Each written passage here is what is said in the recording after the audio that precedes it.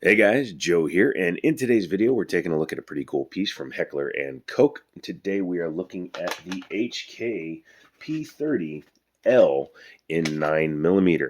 This one did come from Middletown Firearms. Thank you guys so much. I really appreciate all the support and fun that I get from working with those guys. Check them out. If you're in the Middletown area, stop in and say hello. Chances are you might see me or one of the other goofy fellers there. Inside the box, we have extra back straps because like the VP9, which came after, this gun is very customizable. A spare magazine, nice cutout for the gun, and under here, your manual. The HK P30 has been heavily featured in many films, and most notably the P30L with the compensator was used by a Mr. John Wick. Don't mess with that man's dogs. Anywho, let's take a look at this particular one. This is the 15-round standard version with the double action to single action trigger. Has a decocker on the back and the sometimes maligned paddle release for the magazine. I like that, but we'll get back to that in a little bit of a minute. This originally came out in 2006, still available. These command a price, a retail minimum asking price set by the manufacturer of about $750. Is that a good deal? At the end of the video, we will discuss that. Chambered in 9x19, 15+1 capacity, has very nice ergonomics, and it has an overall pretty good look. Now, somebody in a comment did say, depending on the angle you look at it, it kind of looks high pointy. Ouch. Finished all in black here. It is a very subtle gun, has very minimalist controls, no trigger safety, just a big curved trigger here. Slide lock, slide release, which is ambidextrous, and the magazine release, which is ambidextrous because it uses the previously mentioned paddle release. Some people like it, some people don't. I actually do. I think it's pretty convenient to just drop something with your thumb, or if you like to use your offhand and you have better nerves than I do, you can drop it using your finger. For a comparison, we have a Colt Series 70 in 45 auto, and this has the more Americanized, yeah, not really, but Americanized button release on the side of the frame. This is what we here in America call a mag release. It can be other things, heel release, button release on the bottom, etc., etc., etc. This works very well in my opinion. The slide lock, slide release, again being ambidextrous, is very easy to hit on both sides. External extractor, front and rear slide serrations, haha with the dyslexia. And very easy to rack. Has 3-dot sights that do gather light when you hit them with a flashlight or your cell phone light. They will hold some, so they're technically considered luminescent sights. CZs do that as well. 1913 style pick rail on this, and it has a 4-inch barrel. This is very much a hammer-fired Glock 19.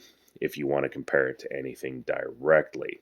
Has the decocker on this gun, which means after you load it, you can drop the hammer back down, so your first pull is double action. Hammer is exposed, so you can cock it manually. This is an interesting place for a decocker. Most guns either have them on the safety or up here like on a Sig Sauer, but not this guy. Right there, easy to hit, and honestly, you can hit it without breaking your grip too bad, but you do have to move your thumb up, or, yeah, so you can't really do anything there. I was going to say you come back, but nah. No reason to decock it in the field, so once you pull it out and you're ready to go, leave it in single action. That's my opinion, and I'm sticking to it. For those of you that like to carry appendix, though, it's nice to have the decocker function. It allows you to pull the super heavy trigger without as much fear of negligently discharging into said junk.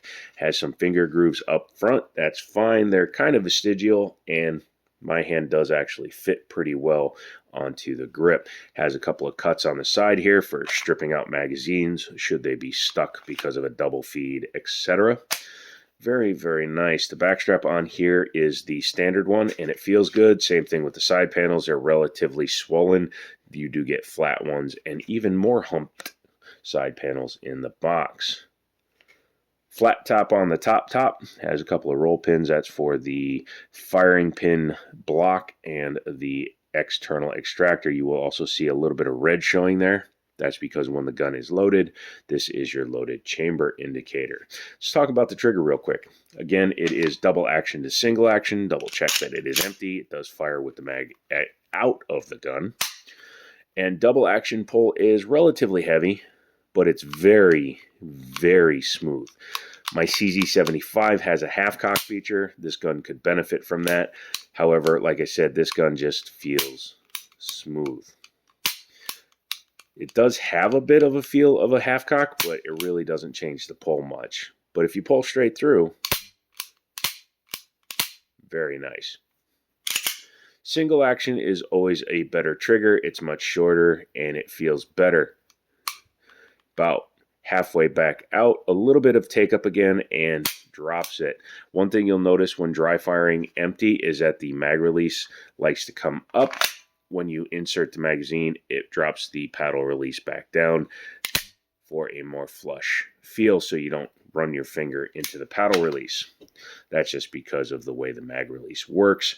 These are held in by a notch here in the front of the magazine, not with holes on the side like a lot of modern guns. Not a chassis system, not removable. However, it's only held in with one pin back here, and your takedowns, which appear to be hard to get around, but they're really not. You can see also here a provision for external manual safety. This gun does not have one, which is probably the way I would prefer it. Obviously, it's got all the markings for being imported because these are manufactured in Germany and then brought in to the United States. I like this gun. Just not enough to keep it, I think. This one will be available for sale, and it'll probably be somewhere around the $700-ish range when you do find it for sale at Middletown Firearms. What do you say we take it apart? In order to do that, lock it back, make sure that she's empty, double, triple check. A little bit of a short story. Yesterday I was at Liberty Arms, and a gentleman brought in a gun he swore up and down was empty, and I racked it, and a round popped out. So that little bit of extra checking. Don't believe somebody when they tell you their gun's empty. Now, it was an honest mistake. He didn't mean to do it, and he felt so bad you could just see it. But always double, triple, quadruple check your own self to make sure a gun is empty. With that all being said, go ahead and leave it to the rear. However, you are going to have to allow the slide lock to settle down because the front here needs to line up right there. So you can see that the takedown lever is lined up, and when you do that, you have to push from the other side, right there, and that will allow you to pull out far enough to reveal the red. Now, the whole thing doesn't come out. That is not how this particular gun works, but once you've done that, you can go ahead and pull her apart. A little dry inside, could probably use some lube. Guide rod is captive, has a bushing on it, and you can see it kind of looks like my Ruger P95, doesn't it? Isn't that odd? Oh, isn't that a little bizarre? Has a short recoil action, so it tilts when the gun cycles. As you can see, this looks like a standard Glock style barrel. Very nice. Inside the slide, you can see there's your firing pin block there. There's your roll pin for the external extractor and your firing pin right there. Actually, it looks like that actually just retains the firing pin. Interesting. Some lightning cuts in there to reduce a little bit of the weight on the slide there as well. You can see down in the top of the slide. Excuse me, a little bit of the hiccups now. Looking at the frame, one mistake I made originally when looking at a P30, and it's the reason I didn't buy a P30L, and I've kicked myself in the arse ever since, was I thought they had plastic rails. Nope, they are metal rails with a plastic coating. Now, this gun does have a round count, but it looks extremely nice on the outside. But as you can see, some of that polymer is wearing off the rails. That's fine. That doesn't mean anything. It just means the gun has been shot, which is what you want from a firearm. Kind of like a Beretta, you can see it does have a trigger bar transfer system. I'm obviously not letting it go without the top on it. There is your firing pin block release and your ejector. So very, very nicely made. Looks like it's all one piece, but it is actually plastic inserted and then pinned in. Not bad. Let's go ahead and reassemble it. Take your barrel, just like any modern-ish gun. Go ahead and slide it in there. Take your guide rod, start that in there, and then the bottom of the hook here will grab the bottom of the chamber. So very easy to reinstall this guide rod. I think I didn't mention the overall weight of this gun. It is 23 ounces dry, which is pretty darn impressive. You do have to go ahead and come all the way up to the front to start it on there. Bring it back. Oh, excuse me. Give me a second here. Make sure everything is lined up.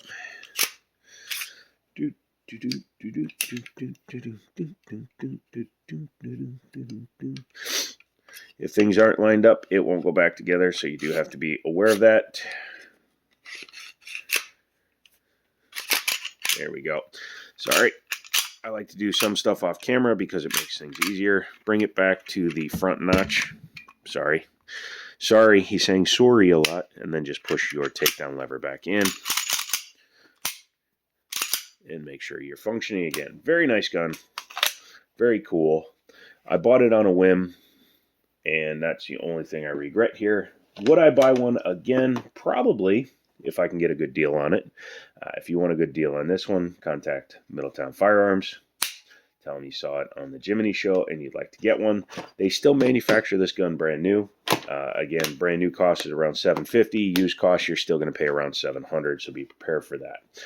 Overall, very nice gun, and I look forward to seeing what somebody does with it in the future. I won't be taking this one shooting because I have something else that I'm picking up. But if you have any questions, leave them down below. In terms of the poll I put up, you guys said you wanted between every 2 weeks and 1 month. It was super close. I might do every 2 weeks to see what kind of audience retention we get on the live streams, but otherwise we'll go to once a month. Come back for another video. Love you guys. I'll see you next time, and as always, I'll talk to you later.